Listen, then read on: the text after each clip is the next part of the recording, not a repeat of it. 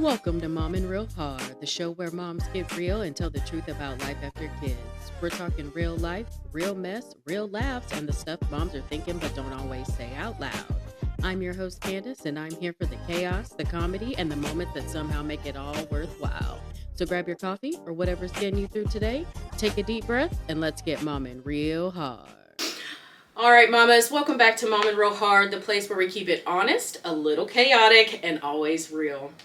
Autism, or autism spectrum disorder, is a neurodevelopmental condition that affects social communication, behavior, and sensory processing, with varying levels of severity across individuals.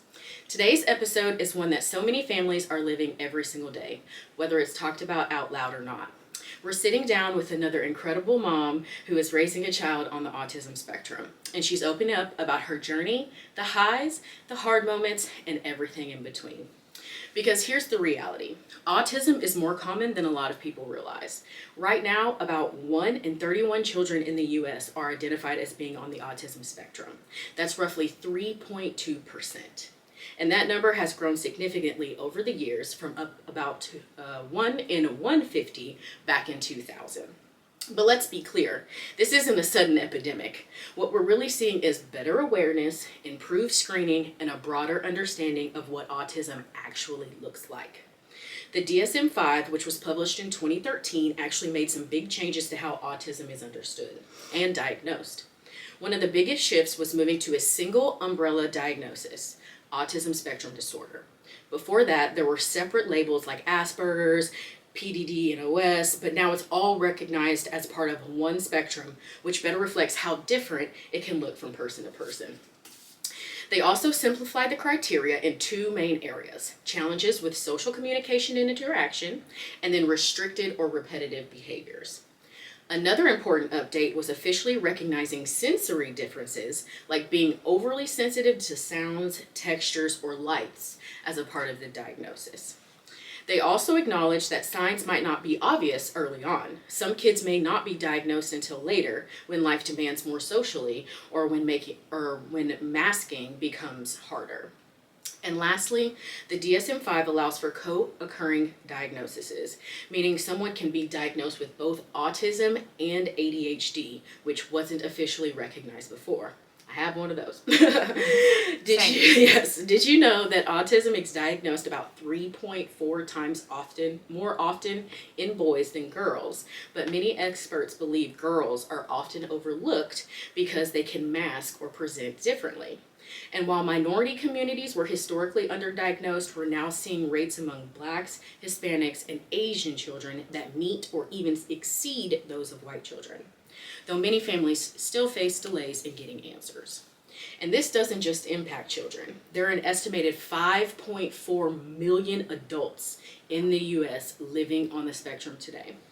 So today we're going to go beyond the statistics and into real life. What does it actually look like day to day? When did she first know? What challenges don't people see, and what does she wish the world would understand? If you're a mom walking a similar path, or you just want to understand better and how to support a family around you, this episode is for you. Let's get into it. Let's do it. Yeah. Hi, How are you today? Hey, I'm good. I'm honored to be here. Yeah. Especially with you. I know. My girl, it's been like way too long. I know. It's been love so you so long. much. I miss you.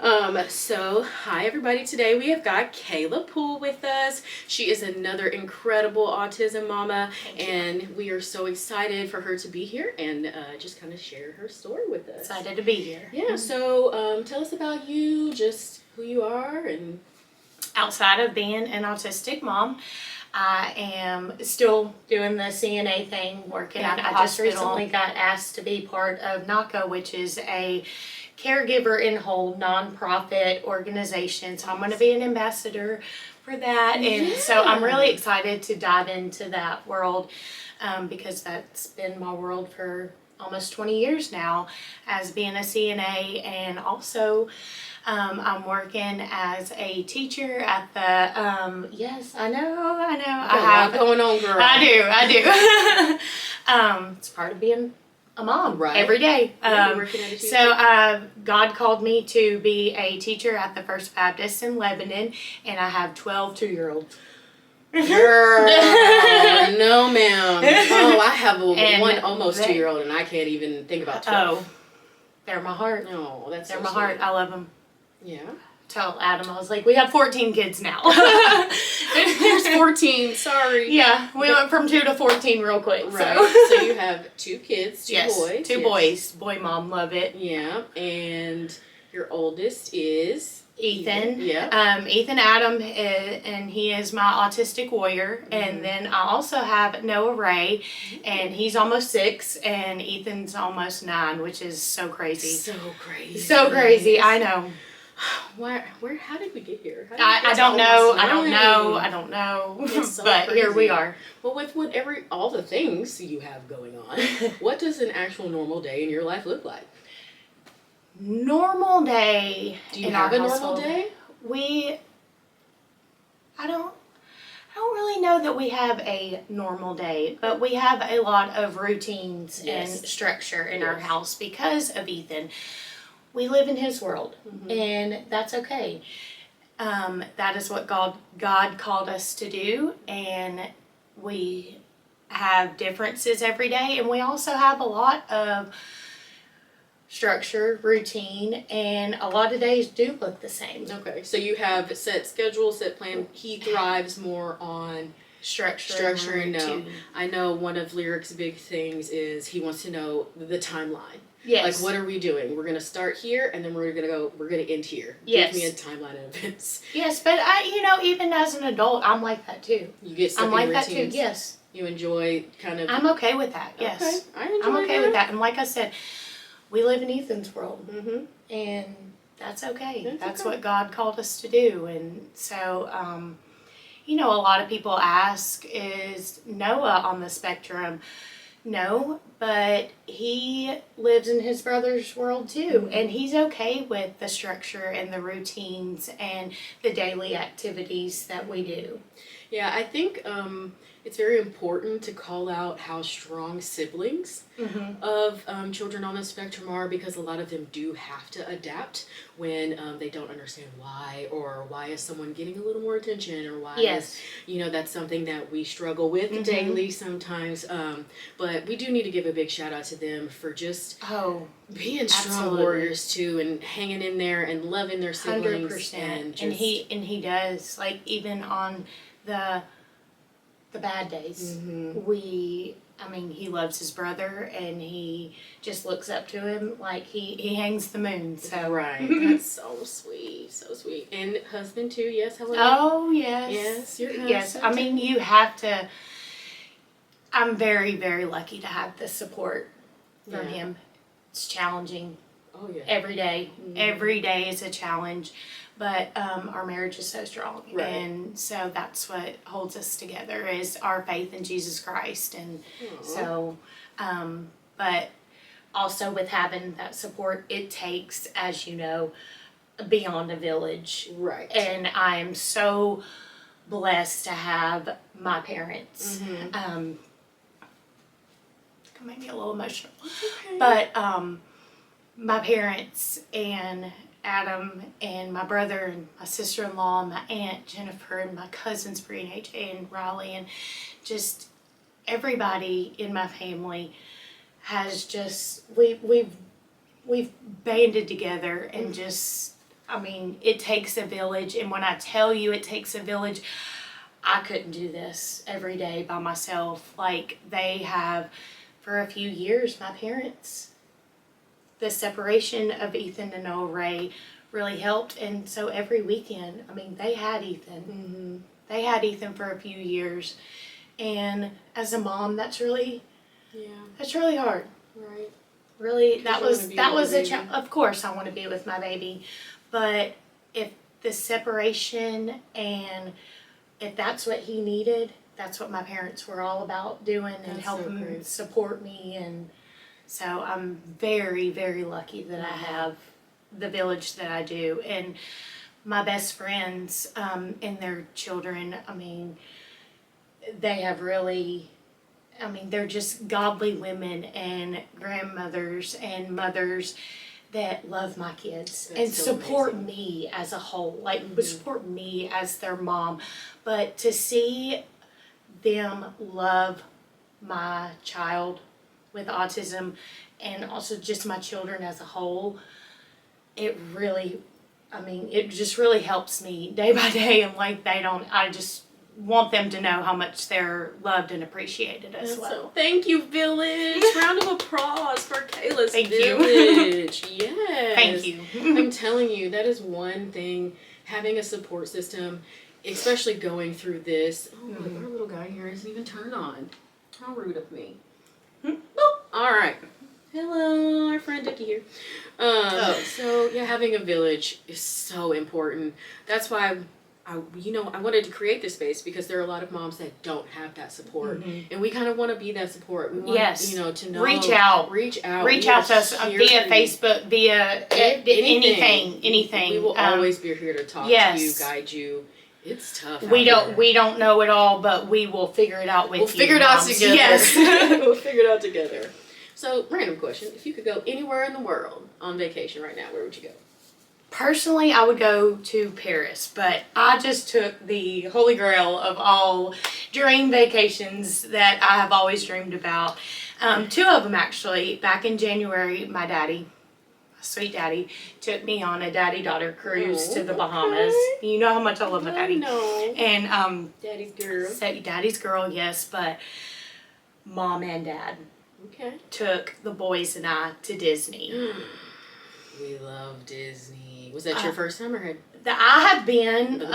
It's been many years, but I have dreamed since I was a little girl to take my kids. Like I could envision it. Like the magic in their eyes, and like Ethan, he was in his world. He was in his world. We didn't have to worry about anything. Like it was so funny. Just magical, and so. Thank you, Mom and Dad, for that dream vacation. Hey, Mom and Dad, your friend over here wants a dream vacation. No, I'm just kidding. No, we've been to Disney so many times. It's really so much fun, if you're into that thing. Some people have park anxiety. But well, and we did, but, Ethan had... He was great even with... Yes. Okay. Mm-hmm. All right. Shout out to Ethan. Yes. Mickey does wonders. Mickey did some wonders. Yeah. And, it was just as a whole, him being in his world, and you would think that, like, him being out of routine and stuff, like, he would be thrown. No. Not a care. Nope. We need to go to Orlando. Yeah. We just need to be in Orlando all the We time. just need to go ahead and move there. That's so funny. That's so funny. Well, so now that we kind of got a little, laugh in, we'll get a little heavy. Yeah, let's do it. Let's get into it. When did you first start noticing that something might be different? So, Noah Ray was born and Ethan was 3. He was kicked out of Mother's Day Out 2 years in a row for biting. Okay. But at that time, you couldn't tell me anything that something was wrong with that's my baby. Right. What did I always dream of? I wanted to be a mom. Yeah. I wanted to be a wife. I wanted to be a mom. And you couldn't have told me that something was wrong. I knew maybe something was different, and they tried to tell me that, but I didn't listen until one day my mom said I would never say anything about a grandchild. But he's not hitting his marks. He's, I really want you to talk to your pediatrician. So the pediatrician said that he's not hitting his marks, he is developmentally delayed. Okay. And those 2 words started our whole journey. And his impulse, especially when Noah Ray was born, he didn't acknowledge his brother, and that was okay, I mean, I knew with my faith in Jesus Christ that I was supposed to have another child, and that it was okay. Absolutely. At first I was like, maybe I shouldn't have, but always Jesus told me that you were supposed to do this. And so when they told us that he was developmentally delayed, we just kind of prayed on it, and then he started walking, but he never talked. Okay. Our communication skills just weren't there. What ages was this? This was still at 3. 3, so And we're in the so- 3 toddler. Yes, Okay. and so the pediatrician one day had said, "Have you thought about autism for him?" And I was like, no, because I don't really understand what you're saying. And so we, by the grace of God, I met a lady, and she was over the LSSD early intervention program. So by the grace of God, we got into the early intervention program when he was 4, and he went to Jones Brummett for pre-K, and my baby talked. They taught my baby to talk. And I remember the day that he first said mama, and I don't know, I thought I heard it, but then I was like, did I hear that? And I did. And I was like, we can do this. Mm-hmm. We can do this. And so she was, Lynn Cable, I'll just go ahead and say her name, was my advocacy to get him into that program. And I thank her every day. I thank God every day for us crossing paths. He's in 3rd grade, and he is on medication for the ADHD and the autism because of his impulse. He tried to hurt his brother a few times. And that's really hard to talk about. But that was early signs, and that's when I really knew that he was just different. Right. We're living in a different world than other children. We're facing different challenges, and that's okay, because we're going to face them head on together. Yeah. So one of the big sayings I have when it comes to Lyric, because we kind of have a similar story in that I noticed very early when Lyric was younger, I noticed he wasn't really making eye contact with me. He would always have his fist balled up like this too. And that is one of the very early signs. Yeah. But I just let him kind of naturally progress. Yeah. You know what I mean? And kind of see where he went. But then we went to school, we got the testing. And I'm telling you what, that day that we got that autism diagnosis was probably the worst day of my whole entire life. Yeah. Because as a mother, you immediately, I wasn't upset or sad for me, because I knew I could handle it, right? I was upset and sad for him because I knew what that meant. I knew what life would look like. I knew what life would look like for him, the struggles he would have to face. But like you said, luckily we got into an early learning program. He was not very verbal. I'm telling you what, thank God, man. We got into an early intervention program, and he started talking. They, again, I'm a very, very big advocate for early intervention. Yes. If you notice something is wrong, please, there is no shame. These babies need you. They need the intervention early so that they can develop the skills for this world. And that's where I was getting was through school. Still same present day. I'm getting more resources and help. He's getting, he's gotten his OT and his speech and stuff all through school. Right, yeah. And I wouldn't know what to do if I didn't have that. So thank you to the schools and the resources and the support, because I would not be where we are today with him. I just think there's just so much shame around, getting that diagnosis. But it's not shame, to me at least. It was just, I knew, like I said, what that meant. And now Lyric, like you said, is on medication. That's another thing. I see a lot of people debating about putting autistic children on medication. But if they were a type 1 diabetic, would you not give them insulin? Of course. You know what I mean? Would you withhold medicine that is going to help them to function? No. And my mom has told me recently, she was like, she's been following a girl on TikTok about, you know, we want Ethan and Lyric to be the best Ethan and Lyric. Right. And we don't, you know, it's hard to go day by day and the bad behaviors be put out there as that's autistic That's Ethan. who they are. Yeah. That's Ethan. No.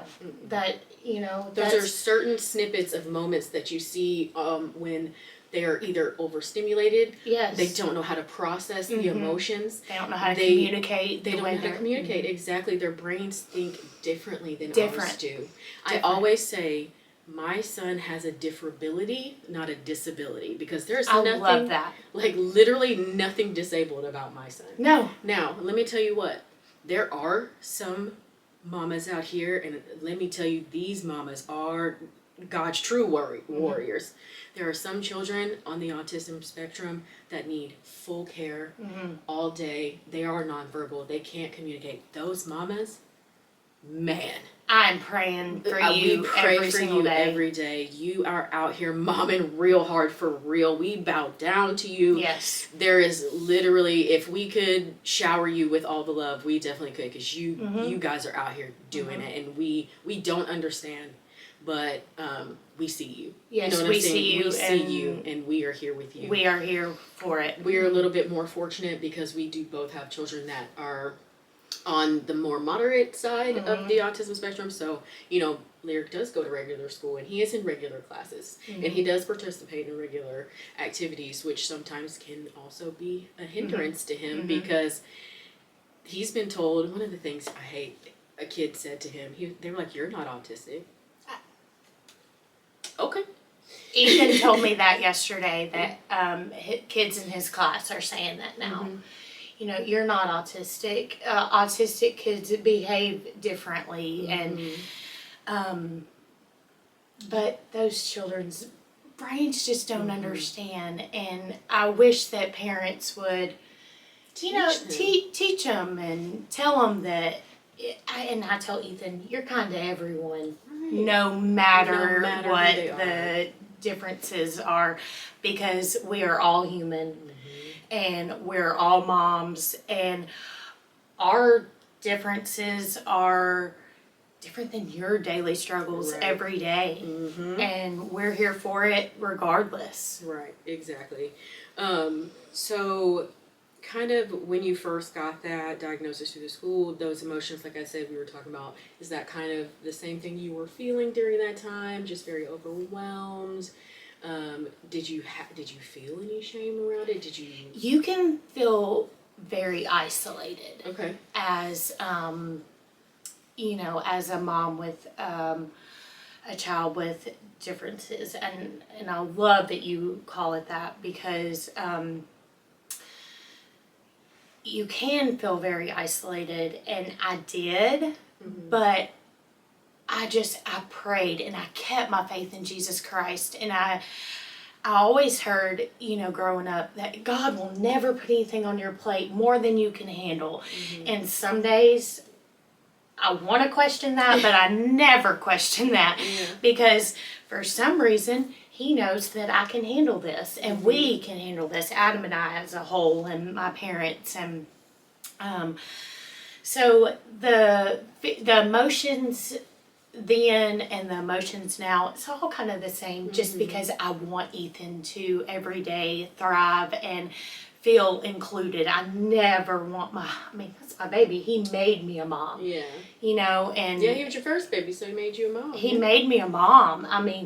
And even when I've heard, too, before, people are like, oh, well, what about Noah Ray? Is he on the spectrum? And he's not, but that doesn't mean that we give more attention or that we exclude. No. Everybody's included. Everybody gets to participate. Regardless of if it's just this sibling on the spectrum, we try to do that. And, you know, there are going to be some days when special accommodations are needed and special things do happen, and you do have to navigate that very carefully. I've made it a point, so not everybody is probably in this situation, but my middle child, Brock, is very smart. He's very intelligent. He's very aware. He knows what's going on. So me and him have sat down, and I've actually talked to him about Lyric's diagnosis, about his autism, and he understands. And I think that helped a lot with the, I wouldn't say jealousy, but now he kind of gets, okay, I understand why Lyric is getting a little bit more attention, or why he gets a little more help because of, you know, his differability. So I think that's talking to your other children, if you have other children. I know Noah's young right now for him, so that's what I'm saying. I'm in a little but different. he hears and he sees and he knows, and we'll talk to him, you know, one day whenever the time gets here. All right, so we talked a little bit about routines earlier, and you said that's something that's really important in your household. What is one routine that you guys live by? Do you have a specific bedtime routine that you do, or a morning routine that you... Morning routine, you know, my mom has always taught me about, and Ethan, just about time. He's all about time and time management, and so he gets up every morning. I know, right? And he is a ladies' man. Okay. He's had a girlfriend for a few years. She's very cute, though. Will say. But he gets up every morning. We lay breakfast out. He watches TV. He gets his, you know, and he has to have his medication at a certain time. And mornings are wild in my house. They are. Adam goes to work early. And typically during the week, Monday through Thursday, I have to be there to drop them off and pick them up. That all started a few years ago. He has to have that structure of who's going to be there to pick him up, whether it be me or my parents. But in the mornings before his medication, I mean, it's a little chaotic. Okay. But I mean, I feel like that's everybody who doesn't have a chaotic morning. You know, trying to get ready. Most mornings are a little chaotic. Trying to get ready. School. Especially with the children, trying to get them ready for school and stuff. Especially if you have more than one, because you're trying to get this one out of bed, then this one needs to get dressed, and you're trying to make breakfast and do all the things. All the things. So he's really good at he has to have his morning. He wants to know the timeline. Lyric is big on the timeline. I think I talked about that earlier. He wants to know where we're going, what we're doing, what time we're going. He will ask me if we're going on errands. Okay, we're going. Stop number 1 is what? And then stop number 2, and then he's like, back home. Lyric always wants to come back home. Which I'm thankful for, because I love that he loves to be home and at home, but... Yes, but Ethan's same way. He has to know where we're going, what we're doing, and so what happens if the routine gets disrupted? Now, it can differ. I mean, just the way he reacts, the way he communicates with his feelings and emotions on. Sometimes he will go after his brother. Sometimes he will be disrespectful to us. But I can't chalk everything up to being, you know, from the autism, from the ADHD, normal sibling rivalry and brotherly rivalries and the fighting and stuff. I mean, that's just gonna be. Exactly. That's just part of it. That's normal. It's just so funny because my husband was like, you just don't understand. I'm an only child. I don't have siblings that have ever lived with me. I don't know what that's like. I've been spoiled my whole life. Excuse me. Blame my mother, not me, people. I love your mama, sir. I love her too, but blame her. So I don't know, but my husband's like, can't you understand? It's just how siblings are. And I'm like, well, why are y'all mean to each other? I don't get it. Why do you have to be mean? He's like, you just don't get it. That's how we are. And then when we get older, because him and his sister, one of his sisters, he's one of 6. Is it 6? There's a lot of them. I do apologize. There's more than 4 or 5. But his sister that lives here with us, not us in the house. She lives in Clarksville. His sister that lives here, she and him are very close. Yeah. So he's like, we used to give each other crap back in the day, but now, we're thick as thieves. So yeah, I guess just it's okay. Well, my brother and I, we always fought as kids. Your brother, how is your brother? He's good. He's good. Oh, Caleb is so good. We miss you, Caleb and Shout Amber out. and Kingston. And can you believe Tanner is almost like 22 or something crazy? Whoa. 22. I know, it's wild. No, wild. Kingston is in middle school. I know. Crazy. I know. I don't believe that. I don't believe that. What's one thing that you wish people would understand the most about autism itself? That it is. I hate that people think that it's a diagnosis per se. It's just different. Yeah. What Differability. Differability. I love that. That is exactly what it is. Yeah. It's just, our challenges are different than other mom challenges, but we all face them. Yes, exactly. Just different. Yeah. I mean, and I don't know what normal is because I feel like we do live a normal life. It's normal for you. It's normal for us, and we are absolutely here for it. And so, yeah. And you enjoy every bit of it. Yes. It's not the same. That's one thing. That's what I was called to do, Yeah. obviously, because God wouldn't have given us these kids if He didn't think that we could not raise them how He wants us to raise them. Right. I'm with you on that. So is there something that is a common misconception about autism that kind of drives you crazy? Answer to that would probably be the fact that people think it's from vaccines or bad parenting, and I don't believe that at all. No. I mean, there could be many environmental factors. There could be things in our food. There's all kinds of things they try to set up. The real, the realistic part of it is we don't know. But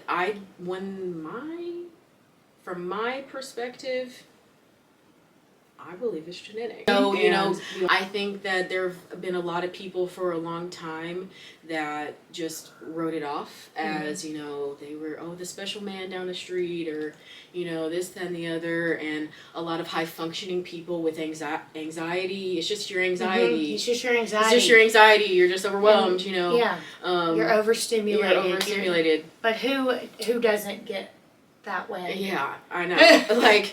But, I think it's more on the genetic side. Environmental factors could play into it too. I don't doubt that. I mean, they pump chemicals in everything. Yeah. From everything today. We eat, everything we eat, everything we do. Mm-hmm. So unless we're going back to homesteading, all of us, and farming and hunting and gathering. And I'm no pioneer woman. You already know, Dace. Let me tell you what, I would not make it on the Pioneer. Candace is not making it. Please. No, Can we figure out a different route to go than that? Or find me an easier farm life. Like I said, I'm no pioneer woman. Not ever. You're not doing that at all. So when you're out in public, one of the things, when we're out in public, people don't really notice that Lyric has autism or anything until they see him stim. Most people don't know what stimming is, but... We jump and flap. Yes, that's what we do. Lyric jumps in place. We jump and flap in front of the TV. We stim in a lot of different ways, but being out in public and the judgmental looks. Has anybody ever said anything to you or made a comment? I think they might have said something to Adam, but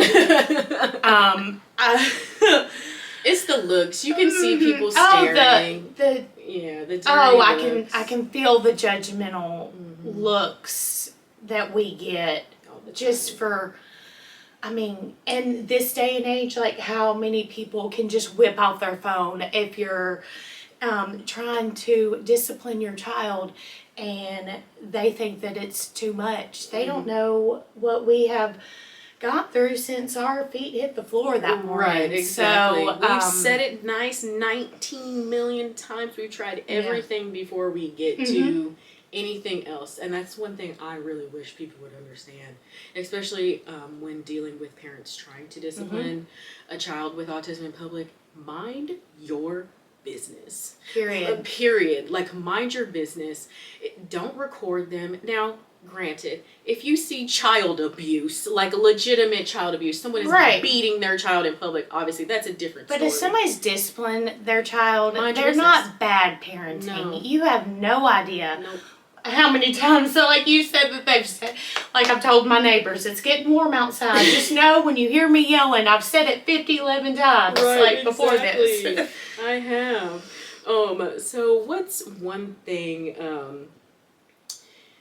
what's one moment with your son through all this? Like, even what's one moment with him that you think you'll never forget during this journey? So, of course, when he said mama. Yeah. And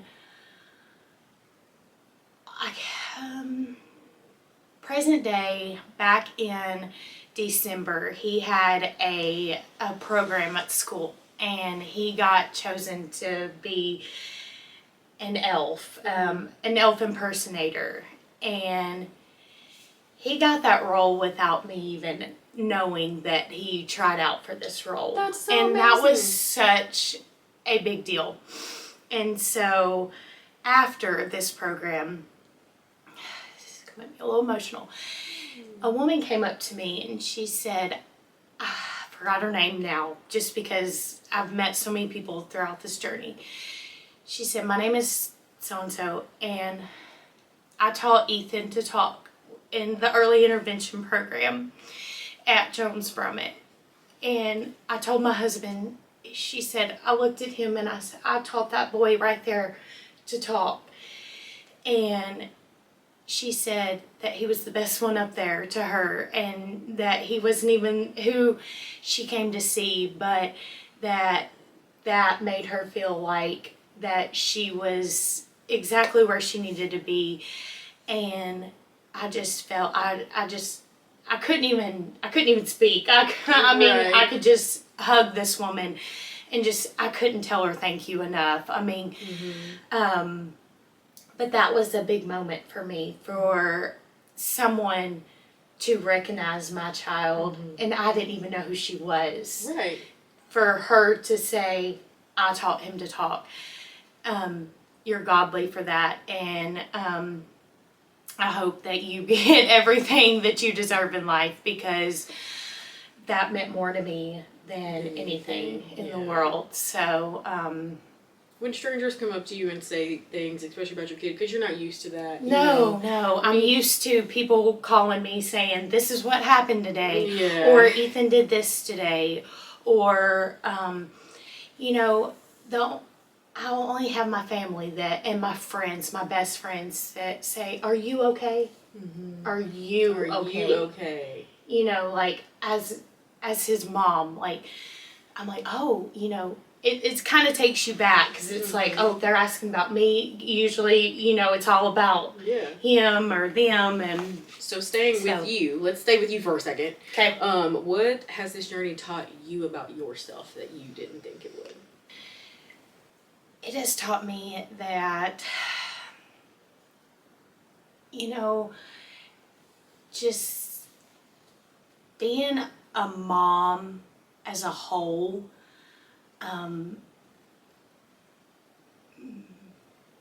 let me really think. Let me really think about this. Let me really think about what it's taught you about you. That I can,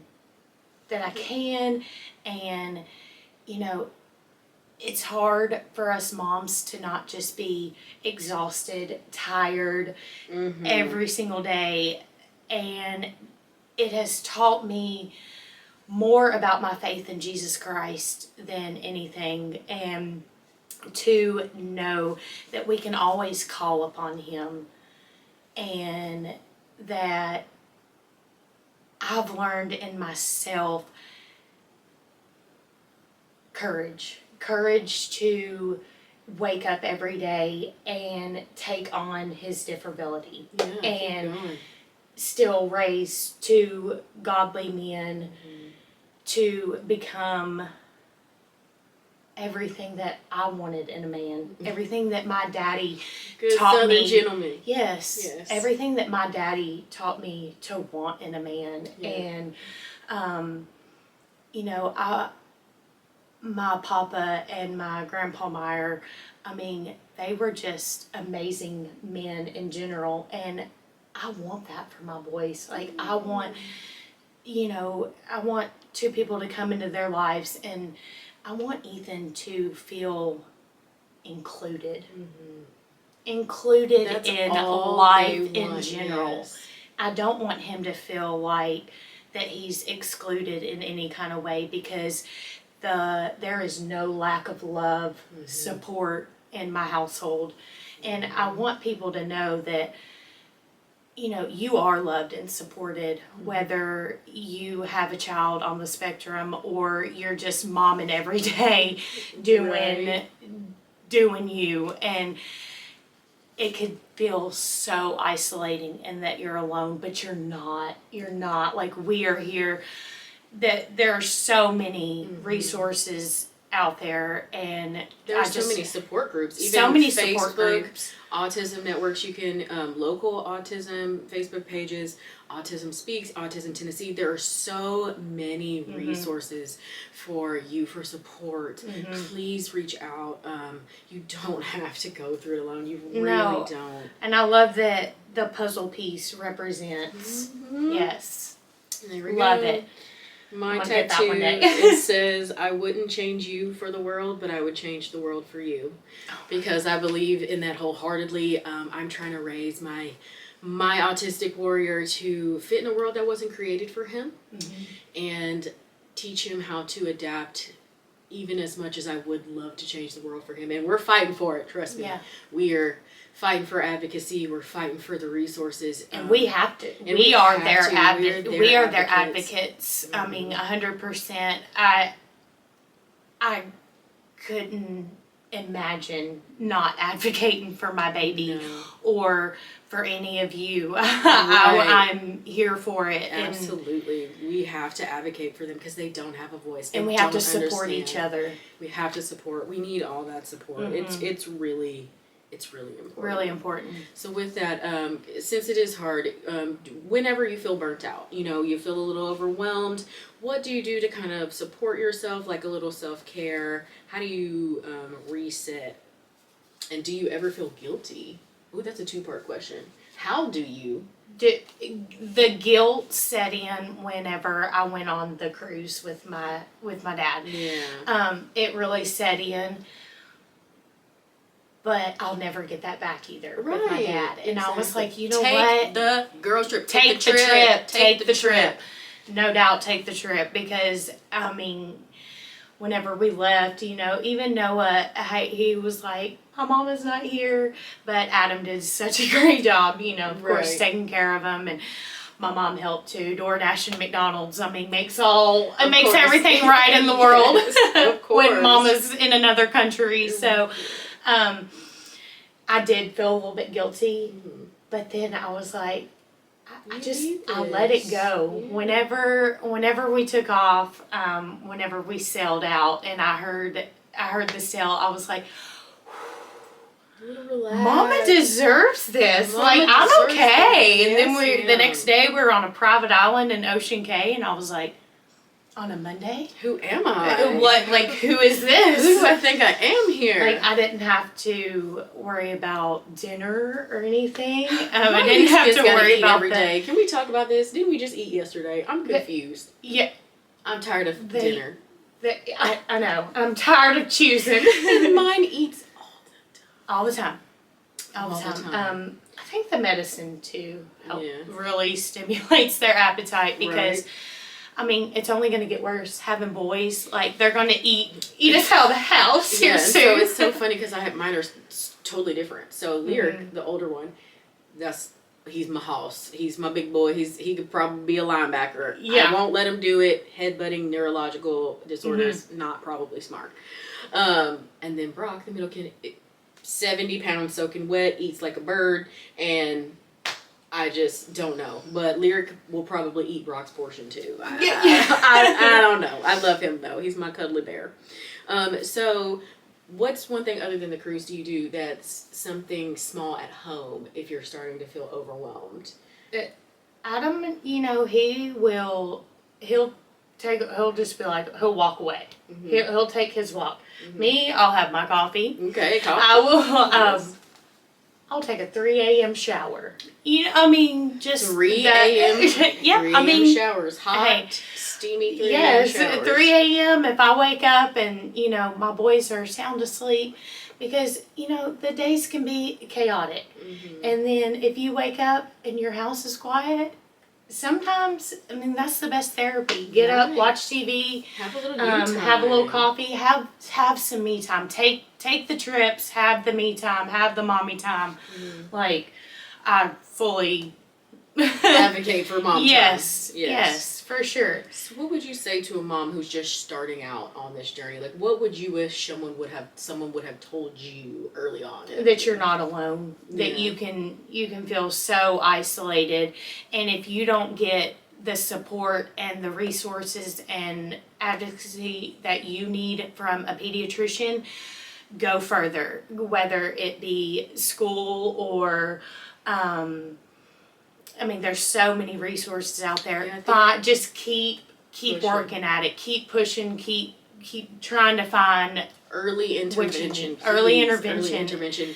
It's so easy to get into denial. Mm-hmm. You know, you the stigma around it. But this is your baby. And don't listen to everybody else or the internet, because then, every baby's different. Like we said, autism is a spectrum. Each child is different. They're going to need different things. You have to learn. The spectrum is so broad. Yeah. I mean, let's see. If your son could hear this years from now, what would you want him to know? I just want you to know that God put you here for a reason, and you are so loved by so many people. There is no lack of love in our house, whether it be from me, your daddy, your brother, from our Raven that we just lost, your grandparents and your aunts and uncles and cousins. You're so loved. You are different, but we're here. But we're here for you. We're gonna help you through it. Yeah, we're gonna help you through it. Yeah. And there's a reason that you're here. You are, when I tell you you're a warrior, you're beyond a warrior. You are smart, and you are so loved, and I love you more than anybody in this world. Not to discredit anyone, but you made me a mom, and that's been the biggest dream come true of my life. So thank you for choosing me as your mom. Gosh, Kayla. Okay, well, let's shout Noah out too. We don't want to leave him out. No, my Noah Ray. Yeah, what do you want Noah to know too?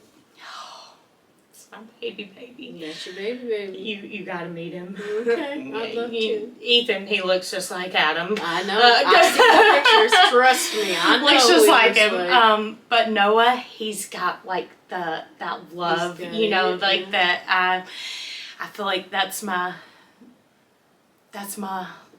child that God knew I needed you too. Mm-hmm. This puzzle piece may represent your brother, but it represents you as being our completion to our family. Yes. Our puzzle piece that completed us. And so, just so you know, I can't thank you enough either for choosing me to be your mom, because you will always be my baby, my best friend, my poo-poo. That's what we call each other. Yeah. And I love you so much. There is no lack of love for you, your brother, and your mommy and daddy love you so much. And thank you for being here for your brother and being the best little brother to your big, that you still look up to him. Mm-hmm. Although he's my Sour Patch Kid. Sometimes he's sour, but then he's sweet. Mm-hmm. Like his impulse will kick in, but he loves your brother. He loves you so much. And so I can't wait for you to see this one day, because I just want you to know that God chose us to be together and that we are going to be together forever. No. Well, that is so sweet. Oh my gosh. All the feels today. All the feels. Thank you, Kayla, so much for spending time with us today. Thank you guys for spending time with us today. Thank you. We're really glad you're here. Please reach out to me, to Candace, up on Facebook, Kayla Poole, Cayla. Yes. Poole, Poole. Please reach out to me anytime. I will direct you my phone number. We can talk about this. We can pray about this. We can sit and talk. We can sit in silence if you want.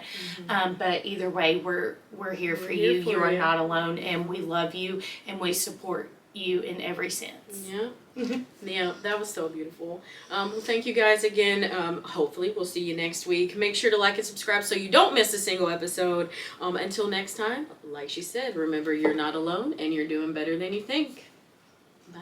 Love you. Always.